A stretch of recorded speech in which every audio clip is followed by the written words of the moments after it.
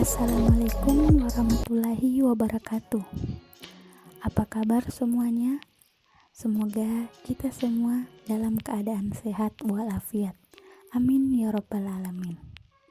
Baiklah, perkenalkan nama saya Annisa Nurul Rahmadani dari mahasiswa KKN PPL Terpadu Universitas Negeri Makassar angkatan 22. Di sini saya akan membimbing kalian untuk mempelajari materi-materi pembelajaran pada hari ini. Sebelum kita masuk di pembelajaran, marilah kita sebaiknya berdoa menurut keyakinan kita masing-masing. Berdoa dimulai. Berdoa selesai. Kompetensi dasar pada pembelajaran hari ini yaitu yang pertama 3.7 mengkarakteristik arti pentingnya wawasan Nusantara dalam konteks NKRI. 4.7 mewujudkan keputusan bersama terkait arti pentingnya wawasan Nusantara dalam NKRI. Dan tujuan pembelajaran kita yang pertama, siswa mengimani nilai menghargai terhadap pentingnya wawasan Nusantara dalam konteks NKRI. Yang kedua, menampilkan sikap bertanggung jawab dalam mengembangkan kesadaran akan pentingnya wawasan Nusantara dalam konteks Negara Kesatuan Republik Indonesia. Yang ketiga, menjelaskan pengertian dari wawasan Nusantara dalam konteks NKRI. Yang keempat, menganalisis hakikat wawasan Nusantara dalam konteks NKRI.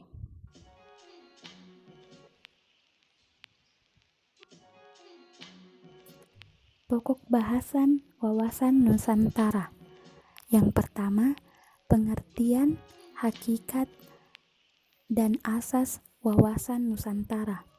Yang kedua, kedudukan, fungsi, dan tujuan wawasan Nusantara. Yang ketiga, Trigatra dan Pragatra wawasan Nusantara. Yang keempat, peran serta warga negara. Apa sih wawasan Nusantara itu?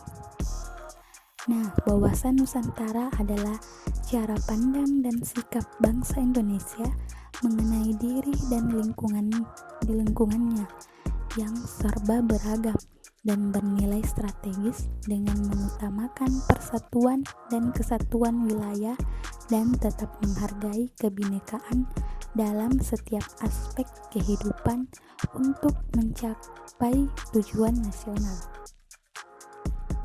Secara etimologis, wawasan Nusantara berasal dari kata wawasan dan Nusantara. Wawasan berasal dari kata wawas, bahasa Jawa yang berarti pandangan, tinjauan, dan penglihatan indrawi. Nusantara berasal dari kata nusa dan antara. Nusa artinya pulau atau kesatuan kepulauan, dan antara artinya menunjukkan letak antara dua unsur. Jadi, wawasan adalah cara pandang dan cara melihat. Nah, Nusantara adalah kesatuan kepulauan yang terletak antara dua benua, yaitu benua Asia dan Australia, dan dua samudra, yaitu Samudra Hindia dan Samudra Pasifik. Secara terminologis, menurut Profesor Wan Usman, wawasan Nusantara adalah cara pandang bangsa Indonesia mengenai diri dan tanah airnya sebagai negara kepulauan dengan semua aspek kehidupan yang beragam. Menurut GBHN 1998, wawasan Nusantara adalah cara pandang dan sikap bangsa Indonesia mengenai diri dan lingkungannya dengan dalam penyelenggaraan kehidupan bermasyarakat, berbangsa, dan bernegara. Menurut kelompok kerja Wawasan Nusantara, diusulkan menjadi TAP MPR yang dibuat Lemhanas tahun 1999, yaitu cara pandang dan sikap bangsa Indonesia mengenai diri dan lingkungannya yang serba beragam dan bernilai strategis dengan mengutamakan persatuan dan kesatuan bangsa serta kesatuan wilayah dalam penyelenggaraan kehidupan bermasyarakat, berbangsa, dan bernegara untuk mencapai tujuan nasional. Hakikat Wawasan Nusantara.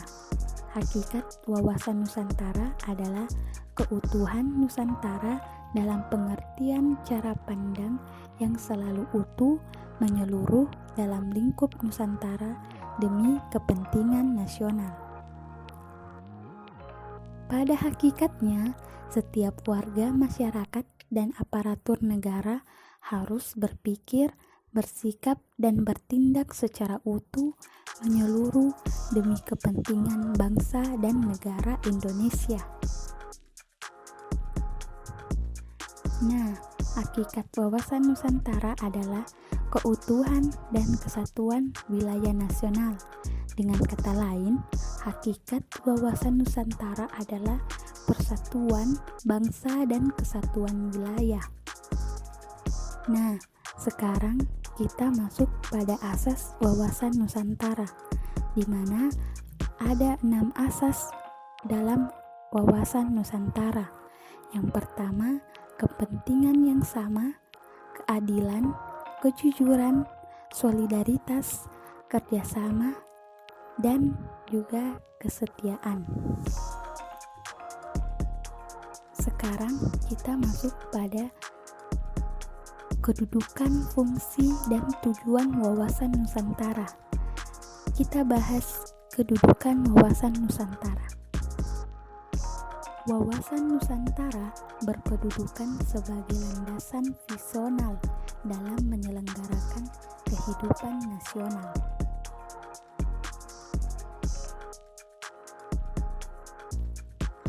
Wawasan Nusantara berfungsi sebagai pedoman, motivasi, dorongan, serta rambu-rambu dalam menentukan segala kebijaksanaan, keputusan, tindakan, dan perbuatan bagi penyelenggaraan negara di tingkat pusat dan daerah maupun bagi seluruh rakyat Indonesia dalam kehidupan bermasyarakat, berbangsa, dan bernegara.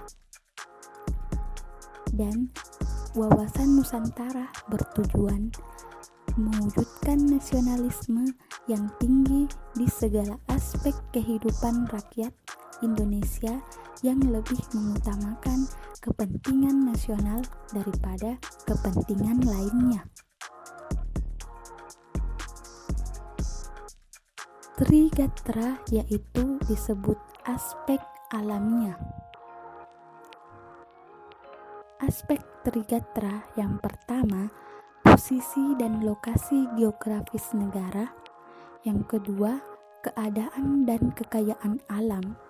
Dan yang ketiga, keadaan dan kemampuan penduduk. Pada aspek Pancagatra disebut juga dengan aspek sosial. Nah, aspek Pancagatra yang pertama, ideologi, politik, ekonomi, sosial budaya, pertahanan, dan keamanan, atau biasa juga disebut dengan Ipolek Sosbud Hankam. Pokok bahasan yang keempat, peran serta warga negara mendukung implementasi Wawasan Nusantara.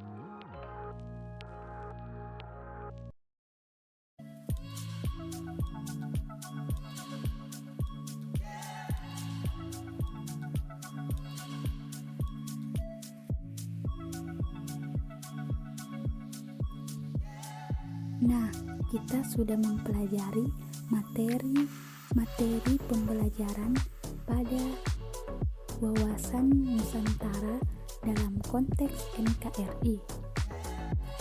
Semoga adik-adik dapat memahami materi pembelajaran hari ini. Sekian dari saya, kurang dan lebihnya mohon dimaafkan.